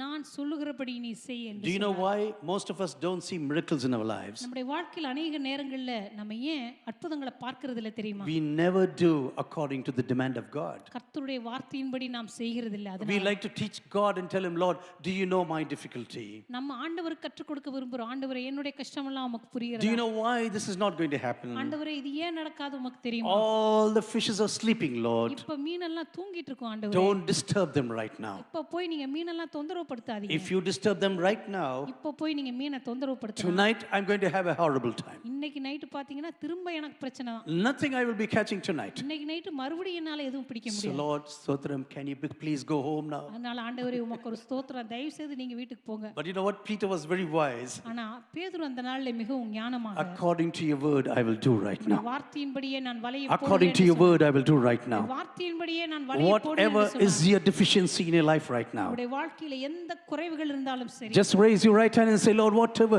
is your plan, I will do. ஆண்டவரே, உங்களுடைய வலது கரத்தை உயர்த்தி சொல்லுங்க, ஆண்டவரே, உம்முடைய நிபந்தனை என்னவோ அதற்கு நான் Whatever your plan, I will surely accomplish, ஆண்டவரே, Lord. உம்முடைய திட்டம் எதுவோ அதன்படியே நான் செய்வேன். I don't understand anything what you're telling me, ஆண்டவரே, நீர் எனக்கு சொல்லுகிற எதுவுமே எனக்கு புரியவில்லை. Lord, but I will accomplish your will. ஆனால் ஆண்டவரே, உமது சித்தத்தின்படி நான் செய்வேன். This man throws a big rod of fishes coming out. இந்த மனுஷன் வலையை போடுகிறான். வலை கிழியத்தக்கதாக பெரிய பெரிய மீன்களை பிடிக்கிறான். But you know what the problem is now? ஆனா இப்பொழுது பிரச்சனை என்ன தெரியுமா? Leave your boat, leave your fish and follow me. ஆண்டவர் சொல்லுகிறார், உன்னுடைய படகையும் உன்னுடைய மீன்களை விட்டு என்னை பின்பற்றி வா. You know, if we have a business mind, நமக்கு ஒரு வியாபார மனது இருந்ததுன்னு சொன்னா, I would have said, Lord, come, please wait. ஆண்டவரே, கொஞ்சம் காத்துருங்க. You go to the next village. நீங்க தயவு செய்து அடுத்த கிராமத்து வரைக்கும் போயிட்டே இருங்க. Do your ministry there. அங்க போய் ஊழியம் செஞ்சிட்டு இருங்க. I will sell all these fishes. இந்த மீனெல்லாம் நான் வித்துட்டு, I will bring the money with me. பணத்தையும் எடுத்துக்கிட்டு, After all, it's going to be helpful for the ministry. அதுக்கப்புறம் பாருங்க, உங்க ஊழியத்துக்கு இந்த பணம் ரொம்ப பிரயோஜனமா இருக்கும். And this is the reason why I want to sell it right now. இந்த காரணத்தினால தான் இந்த மீனெல்லாம் முதல்ல விக்கணும்னு நினைக்கிறாங்க. Jesus says, leave everything behind now. ஆண்டவர் சொன்னார், இது எல்லாவற்றையும் விட்டு. You know, when God asked him, do you love me more than all of these things? ஆண்டவர் அன்றைக்கு பேதுருவை பார்த்து, எல்லாவற்றையும் பார்க்கலும் என்னை நேசிக்கிறாயா என்று கேட்டபோது, More than all of these fishes. இந்த மீன்கள் எல்லாவற்றை பார்க்கிலும், more than all of these nets and all the boats, இங்க இருக்கிறதான வலைகளை பார்க்கிலும், இங்க இருக்கிற படகுகளை பார்க்கிலும், more than any of these waters around you, இங்கே உன்னை சுற்றி இருக்கிறதான இந்த ஏரியின் தண்ணீர்களை பார்க்கிலும், all these friends who are here in this fishing business, உன்னை சுற்றிலும் இந்த மீன்பிடி வேலையில் இருக்கிறதான உன்னுடைய நண்பர்களை காட்டிலும், do you really love me? நீ உண்மையாகவே என்னை நேசிக்கிறாயா? Lord, you know everything. ஆண்டவரே, நீர் எல்லாவற்றையும் அறிவீர். Lord, you know everything. ஆண்டவரே, நீர் எல்லாவற்றையும் அறிவீர். I cannot hide anything before you. ஆண்டவரே, உமக்கு முன்பாக என்னால் எதையுமே மறைக்க முடியாது. You know, whenever I read that scripture, எப்பொழுதெல்லாம் இந்த வசனங்களை நான் வாசிக்கிறேனோ, I am totally shaken. நான் முற்றிலுமாக அதிகமாக அசைக்கப்படுவதுண்டு. Lord, you know everything. ஆண்டவரே, நீர் எல்லாவற்றையும் அறிந்திருக்கிறீர். And even though you know everything, ஆண்டவரே, நீர் எல்லாவற்றையும் அறிந்திருந்தும் கூட, you just still love me. ஆண்டவரே, நீர் இன்னும் என்னை நேசித்துக் கொண்டுதான் இருக்கிறேன். Dear brothers and sisters, when God calls you, கருமையான சகோதர சகோதரிகளே, தேவன் உங்களை அழைக்கும் போது, God had a purpose for you. ஆண்டவர் நிச்சயமாகவே உங்களுக்காக ஒரு நோக்கத்தை வைத்திருக்கிறார். He said, I want to make you a blessing to the nations. நான் இந்த உலகத்தின் தேசங்களுக்கு உன்னை ஆசீர்வாதமாக்க விரும்புகிறேன். And this is the reason why I am calling you. இந்த காரணத்தினால் தான் உன்னை நான் அழைக்கிறேன். You know, when Isaiah came into the temple, ஏசாயா அந்த நாளிலே தேவாலயத்திற்குள் வந்தபோது, he went to the temple without any expectations. எந்த ஒரு எதிர்பார்ப்பும் இல்லாமத்தான் அந்த நாளிலே ஏசாயா தேவாலயத்திற்கு I'm வந்தார். speaking about Isaiah chapter 6. ஏசாயாவின் புத்தகம் 6ஆம் அதிகாரத்திலிருந்து பேசிக் This கொண்டிருக்கிறார். man is just coming into the temple. இந்த மனிதன் சாதாரணமாக எப்பொழுதும் போல தேவாலயத்திற்குள் வந்தான். His relative Uzziah is dead right now. அவனுடைய உறவினனான உசியா ராஜா சமீபத்துல தான் மரித்து போனார். He had no great expectations. அவனுடைய வாழ்க்கையில ஒரு பெரிய எதிர்பார்ப்புகள் எல்லாம் எதுவும் கிடையாது. But as he enters into the temple, ஆனால் அந்த பரிசுத்த ஆலயத்திற்குள் அவன் நுழைந்தவுடன் he sees the Lord high and lifted up. அங்கே தேவன் உயரும் உன்னதமான சிங்காசனத்தில் அமர்ந்திருக்கிறதை அவன் பார்க்கிறான். There is so much of God's fire in the temple. அங்கே தேவனுடைய ஆலயத்தில் முற்றிலும் அக்கினியின் தூதர்கள் Everything is shaking in the temple right now. அங்கே நிலைக்கால்களும் தேவாலயத்தினுடைய எல்லா கதவுகளும் அசைக்கப்படுகிறது. There's so much of smoke and shaking inside the temple. தேவாலயத்தில் புகையும் அங்கே மிகப்பெரிய ஒரு அசைவும் உண்டாகி கொண்டிருக்கிறது. When you see God like this in your personal life, உங்களுடைய தனிப்பட்ட வாழ்க்கையிலே தேவனை இவ்வாறு நீங்கள் when சந்திப்பீர்கள், God suddenly encounters you powerfully, கர்த்தர் திடீரென்று உங்களை வல்லமையாக சந்திக்கும் we போது, will say, Lord, I am totally undone.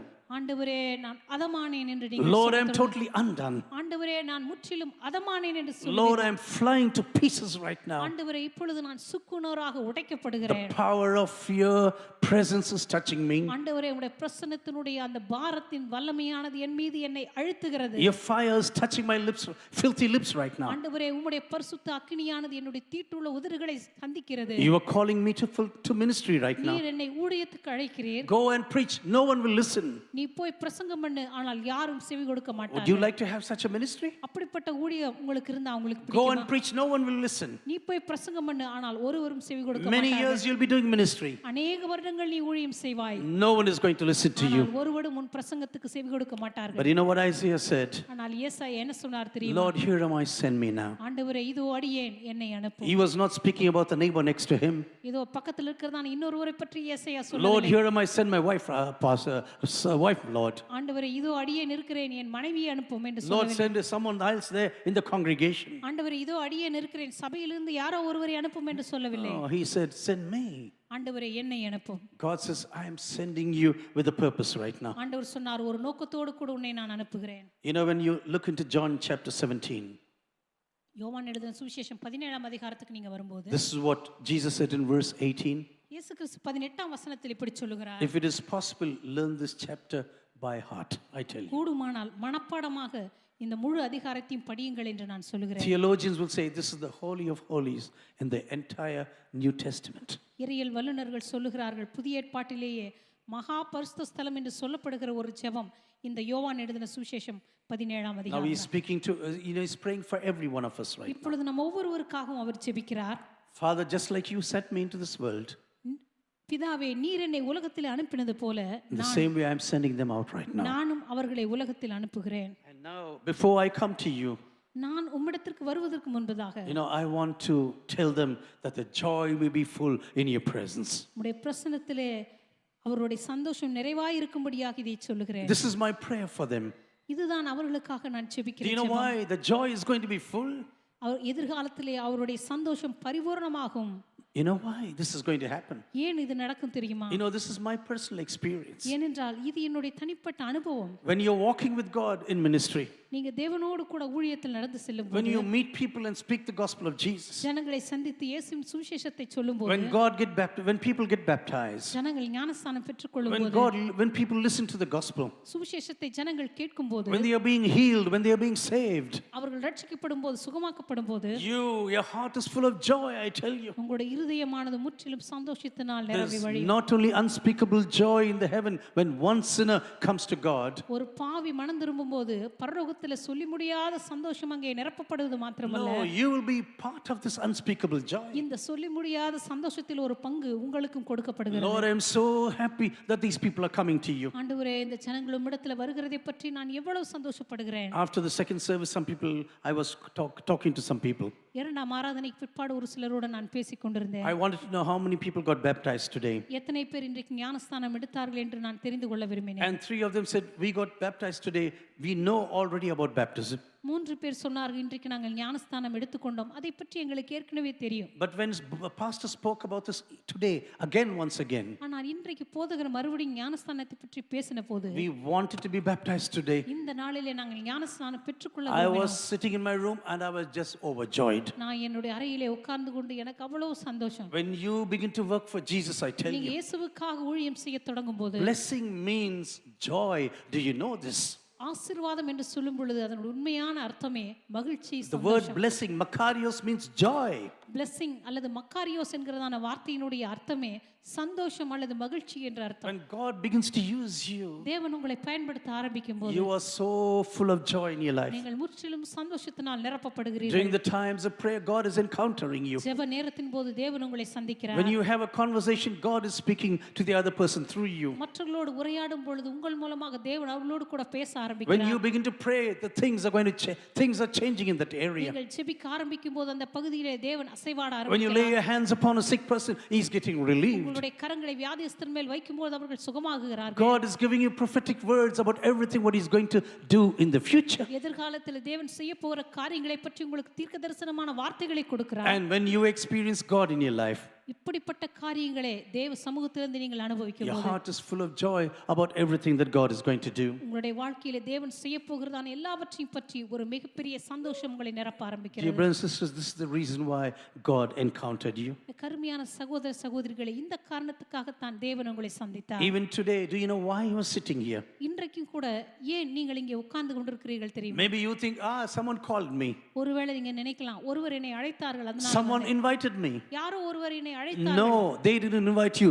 Jesus invited you. அவர்கள் உங்களை அழைக்கவில்லை, இயேசுதான் உங்களை Because அழைத்தார். Jesus says, I want to speak to you. ஏனென்றால் ஆண்டவர் சொன்னார், நான் உன்னோடு கூட பேச I விரும்புகிறேன். want to lay my finger upon you. என்னுடைய விரலை உன்னுடைய வாழ்க்கையின் மீது நான் வைக்க விரும்பினேன். I want to really speak to you and encounter you in a powerful manner. உண்மையாகவே உன்னோடு கூட பேசி உன்னை சந்திக்கும்படியாக நான் விரும்பினேன். When God is speaking to you this evening, தேவன் இந்த மாலை வேளையில் உங்களோடு கூட just பேசும்போது raise your hands and say, Lord, welcome into my life right உங்களுடைய now. கரங்களை உயர்த்தி சொல்லுங்கள், ஆண்டவரே என்னுடைய வாழ்க்கைக்குள்ளாக One sermon can completely change you. ஆண்டவரே, ஒரே ஒரு பிரசங்கோட வாழ்க்கையை முற்றிலுமாக மாற்ற One முடியும். sermon can change your life upside down. ஒரே ஒரு பிரசங்கோட வாழ்க்கையை தலைகீழாக மாற்ற One முடியும். single testimony is enough to completely change you. ஒரே ஒரு சாட்சி போதும் உங்களுடைய வாழ்க்கையை தலைகீழாக மாற்ற. You never know when God is going to touch you, எப்பொழுது தேவன் உங்களை சந்திப்பார் என்று உங்களுக்கே தெரியாது. through whom He's going to touch you, யார் மூலமாக உங்களை தொடப் போகிறார், at what place He's going to touch you. எந்த இடத்தில் வைத்து உங்களை தொடப் போகிறார். Maybe you are going to Damascus to persecute the church, and there God says, now the time has come. ஒருவேளை தமஸ்கின் வழியாக சென்று கிறிஸ்தவர்களை உபத்திரவப்படுத்தும்படி நீ போய் கொண்டிருக்கலாம். You know, அந்த வழியிலே தேவன் உங்களை Do you சந்திக்கலாம். know why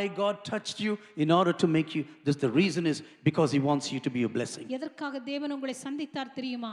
உங்களை ஆசீர்வாதமாக மற்றவர்களுக்கு மாற்றும்படியாகத்தான். Jesus left heaven in order to be a blessing here on the planet. இயேசு கிறிஸ்து பரலோகத்தை விட்டு வந்ததற்கு காரணமே பூமிக்கு ஆசீர்வாதமாய் He இருக்கும்படியாக had to leave everything behind தனக்குள்ள எல்லாவற்றையும் அவர் விட்டு வந்தார். because He said, I want to do the will of my Father. ஏனென்றால் அவர் சொன்னார், என் பிதாவின் சித்தத்தை நான் செய்யும்படியாகவே And வந்திருக்கிறேன். before I am exalted, நான் உயர்த்தப்படுவதற்கு முன்பதாக, before I can sit at the right hand side of my Father, என்னுடைய பிதாவுடைய வலது பாரசத்தில் நான் உட்காருவதற்கு முன்பாக I have to pay a price. நான் ஒரு கிரயத்தை செலுத்த வேண்டியுள்ளது. I have to pay a mighty price in my life. நான் வாழ்க்கையிலே மிகப்பெரிய ஒரு விலைக்கிரயத்தை செலுத்த வேண்டியுள்ளது. Even today, I tell you, the calling of God may not be that easy.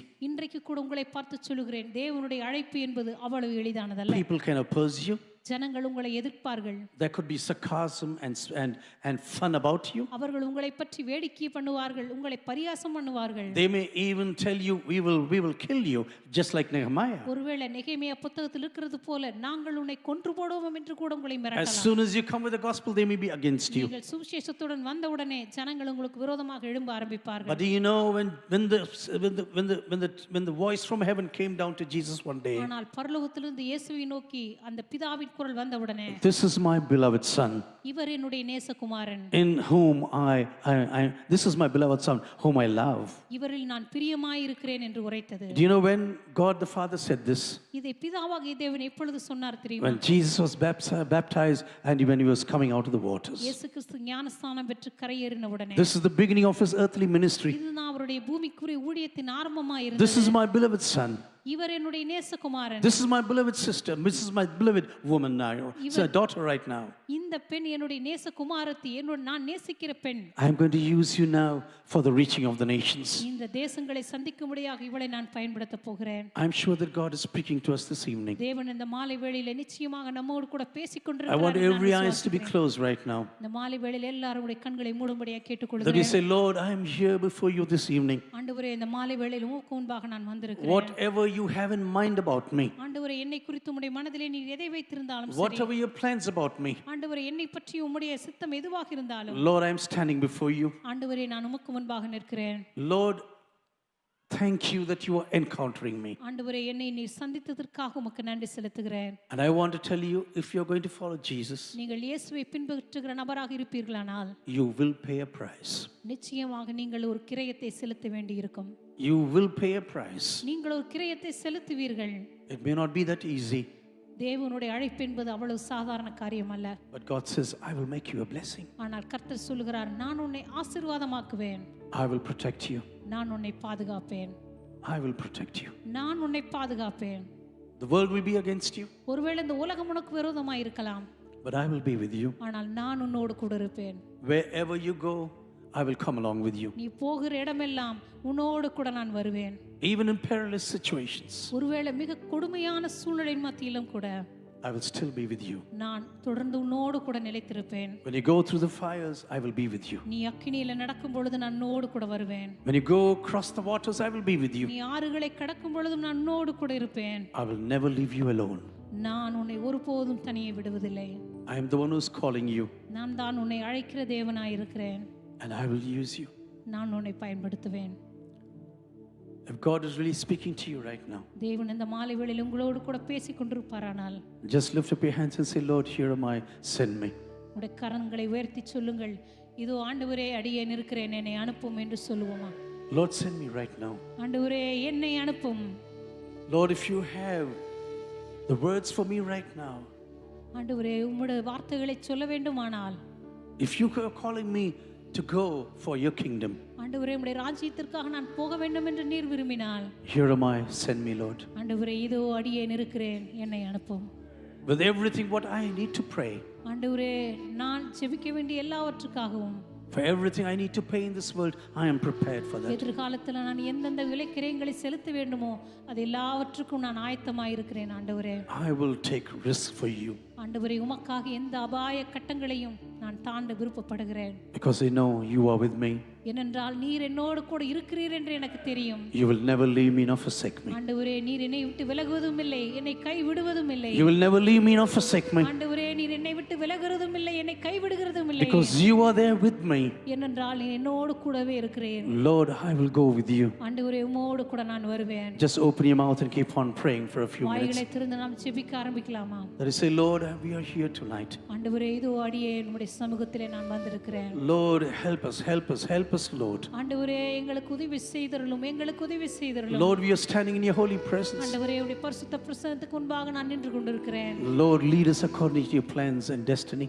ஆண்டவரே உமது தீர்மானத்தின்படி உமது சித்தத்தின்படி என்னை நடத்துவீராக. Let the power of the Holy Spirit touch us powerfully this evening. பரிசுத்த ஆவியானுடைய வல்லமையான இந்த மாலை வேளையிலே உடைய வல்லமையாக தொடுவதாக. Let the fire of God be poured upon us in a mighty way. தேவனுடைய அக்கினியானது உடைய வாழ்க்கையின் மீது வல்லமையாக வந்து விழுவதாக. Lord, I pray that you really come and touch us this evening. தேவனே நீர் வந்து வல்லமையாக என் வாழ்வை தொடும்படி நான் ஜெபிக்கிறேன். Lord, we need to see your glory in our lives. ஆண்டவரே என் வாழ்விலே உம்முடைய மகிமையை நான் காண விரும்புகிறேன். Lord, I want to see your glory in my personal life. ஆண்டவரே உடைய மகிமையை என்னுடைய தனிப்பட்ட வாழ்க்கையில் நான் காண விரும்புகிறேன். Wherever I move around on this planet, ஆண்டவரே இந்த உலகத்திலே நான் எந்த மூலையிலே கடந்து சென்றாலும் சரி, it is enough when you come along with me. ஆண்டவரே நீர் என்னோடு கூட இருந்தால் அதுவே போதும். Lord, it is enough when you come along with me. ஆண்டவரே நீர் என்னோடு கூட வந்தால் அதுவே போதும். You alone are my shepherd. ஆண்டவரே நீரே என்னுடைய மேய்ப்பன். You are my elder brother. ஆண்டவரே என்னுடைய மூத்த சகோதரன். You are my Lord and God. ஆண்டவரே நீரே என்னுடைய கர்த்தரும் என் தேவனுமாய் இருக்கிறீர். Lord, you have everything in your hands. ஆண்டவரே உம்முடைய கரத்தில் எல்லாவற்றையும் நீர் கொண்டிருக்கிற I don't need to be afraid of anything. ஆண்டவரே என் வாழ்க்கையிலே எதை பற்றி நான் பயப்பட வேண்டிய அவசியமில்லை. Just keep on praying now. நாம் தொடர்ந்து ஜெபித்துக் கொண்டே இருப்போமா? Praise you, Jesus. உமக்கு நன்றி. Praise you, Jesus. ஆராதிக்கிறோம், உம்மை துதிக்கிறோம். Maybe there's someone who says, I want to put down my life to the feet of Jesus. ஒருவேளை இந்த மாலை வேளையில் இங்க இருக்கிற யாராவது ஒருவர் சொல்லலாம், என்னுடைய வாழ்வை தேவனுடைய சமூகத்தில் அர்ப்பணிக்க விரும்புகிறேன் என்று சொல்லுகிறவர்கள் இருக்கிறீர்களா? Let His will be done. ஆண்டவரே உம்முடைய சித்தம் என் வாழ்க்கையில் செய்யப்படுவதாக. Let your kingdom come.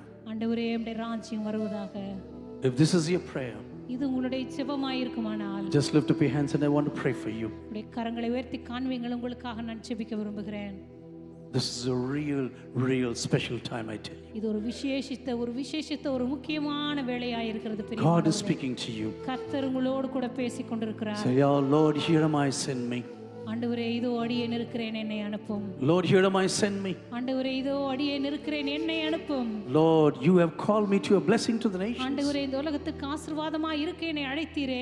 Lord, here am I, send me now. ஆண்டவரே இதோ அடியேன் இருக்கிறேன், என்னை அனுப்பும். Lord, I pray for everyone who's here this evening. ஆண்டவரே இந்த மாலை வேளை இங்க வந்திருக்கிற ஒவ்வொருவருக்காக நான் ஜெபிக்கிறேன். Lord, we want to be a blessing to the nations. ஆண்டவரே இந்த உலகத்தின் தேசங்களுக்கு நாங்கள் ஆசீர்வாதமாய் இருக்க விரும்புகிறோம். Lord, you see the hands that have been lifted up in your holy ஆண்டவரே presence. இந்த நாள் உயர்த்தப்பட்ட ஒவ்வொரு கரங்களை நீர் பயன்படுத்தும்படி நான் I ஜெபிக்கிறேன். pray for every daughter, every son, every brother, every sister. ஆண்டவரே இங்க இருக்கிற ஒவ்வொரு குமாரனுக்காக, குமாரத்திக்காக, சகோதரனுக்காக, சகோதரிக்காக நான் ஜெபிக்கிறேன். In the name of Jesus, bless them, Lord. இயேசுவின் நாமத்தினால் அவர்களை ஆசீர்வதிப்பீராக. In the name of Jesus, bless them mightily, Lord Jesus. இயேசுவின் நாமத்தினால் அவர்களை வல்லமையாய் ஆசீர்வதிப்பீராக. Lord, fulfill all your plans and purposes in their personal lives. ஆண்டவருடைய தனிப்பட்ட வாழ்க்கையிலுடைய திட்டங்களின் தீர்மானங்களை நிறைவேற்றுவீராக. Let them be a wonderful blessing to the nations of the world. ஆண்டவரே உலகத்தின் தேசங்களுக்கு அவர்கள் வல்லமையாய் மாறுவார்களாக. Wherever you may take them, ஆண்டவரே எந்த இடங்களெல்லாம் அவர்களை நீர் தூக்கிச் செல்கிறீரோ, wherever you may carry them, ஆண்டவரே எந்த இடங்களெல்லாம் நீர் அவர்களை கூட்டிச் செல்கிறீரோ, let them be a great blessing for the kingdom of Jesus. ஆண்டவரே உம்முடைய ராஜ்யத்தில் அவர்கள் வல்லமையான சாட்சிகளாய் மாறுவார்களாக. Lord, I bless them in your name, in the name of the Father, the Son, and the Holy Spirit. பிதா, குமாரன், பரிசுத்தாவின் நாமத்தினால் அவர்களை நான் ஆசீர்வதித்து ஜெபிக்கிறேன். Lord, make them a blessing to the nations of this ஆண்டவரே world. அவர்களை உலகத்தின் தேசங்களுக்கு ஆசீர்வாதமாக்குவீராக. Let us keep on praying. Let us keep on praying. நாம் தொடர்ந்து ஜெபித்துக் கொண்டிருக்க போகிறோம்.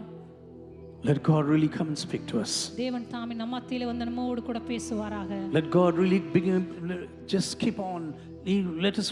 Let God come and touch us in a mighty way. தேவன் தாமே வந்து வல்லமையாக நம்மை தொடுவாராக.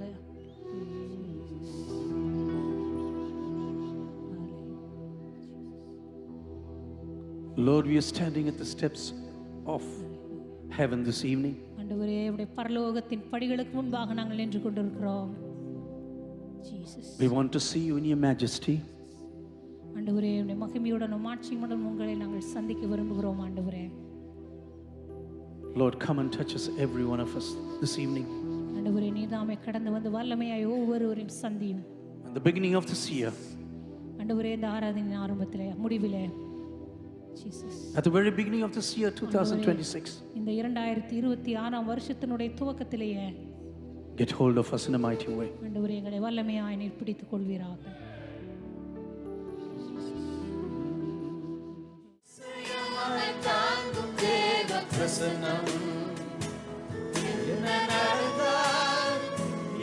கொள்ளுவோம்